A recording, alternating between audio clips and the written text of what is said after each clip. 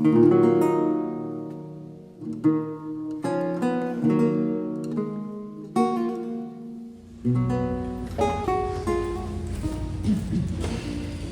Pedro Alves Cabral, eu queria a ajuda do senhor para um trabalho, uma pesquisa que eu estou fazendo com a minha equipe. E eu queria perguntar se o senhor poderia me ajudar. Sim, claro. Então vamos começar falando do quietismo. Primeiro período da literatura aqui no Brasil. Como foi para vocês e sua tripulação quando vocês chegaram aqui no Brasil? Bom, tudo começou em 9 de março de 1500. Estávamos em 13 navios e 1.200 homens. Cozinheiros, soldados e padres. Nosso objetivo começou em 1498. O rei Dom Manuel I ele queria expandir Portugal nas áreas de especiaria, comércio, e Vasco da Gama propôs uma rota mais direta e o rei optou por seguir essa rota. E foi. Saímos de Portugal no dia 9 de março de 1500. Nosso rei, o rei de Portugal, na época, Dom Manuel I, ele queria expandir Portugal, encontrar novas terras. E para isso usamos a rota de Vasco da Gama, que ele construiu em 1498 e saímos no dia 9 de março de 1500. E como foi a viagem? Eu ouvi falar que no meio das ventanias houve uma mudança de rota. Isto, foi exatamente isto. Bom, nós navegamos pelo Atlântico Sul, Portugal em direção à Índia. A Índia era uma potência, e era de grande interesse para o rei de Portugal. Mas acabou que a frota foi um pouco mais para o oeste, e aí aconteceu que um dia os ventos nos levaram até a terra brasileira, e foi assim que chegamos aqui, neste país. E em média, quanto tempo vocês passaram para chegar até aqui? 3 meses. 3 meses? Isso. Saímos exatamente no dia 9 de março de 1500. Em Portugal, passamos esses 3 meses comendo só pão, peixe salgado. Na manhã do dia 22, chegamos aqui na terra brasileira e ficamos muito curiosos, claro.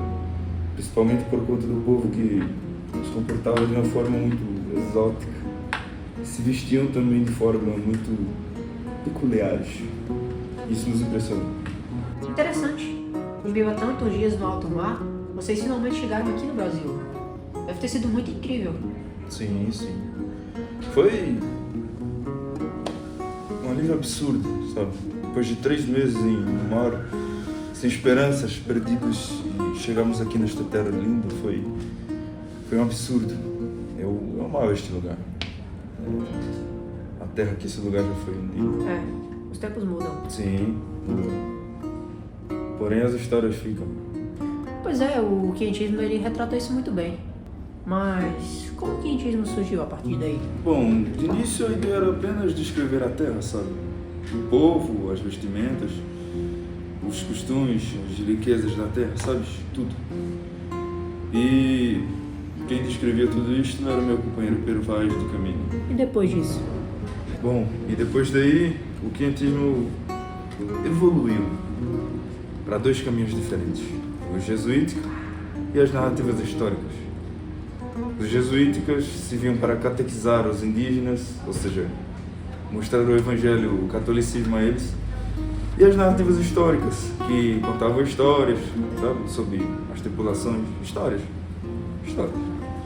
Com também o objetivo de catequizar, só que uma leve diferença entre os dois. E por que se chama quietismo? Bom, isto foi nomeado de quinhentismo por conta que ocorreu em 1500, foi o ano que aconteceu tudo isto. Mas uma dúvida que não foi bem esclarecida para nós. Como foi a sua morte? É estranho ouvir alguém me dizer isto. Pergunta bem esquisita. Ouvi dizer que foi de bala perdida. Bala perdida? Não.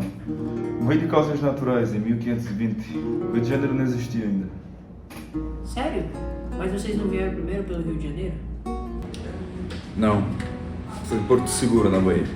A primeira cidade que chegamos quando pisamos aqui no Brasil foi em Porto Seguro. Na verdade, a primeira capital do Brasil foi Salvador, também na Bahia.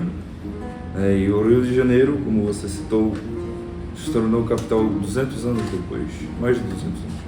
1763, que foi que o Rio de Janeiro se tornou a segunda capital do Brasil. Bom, eu acho que é isso. Foi um prazer. Igualmente.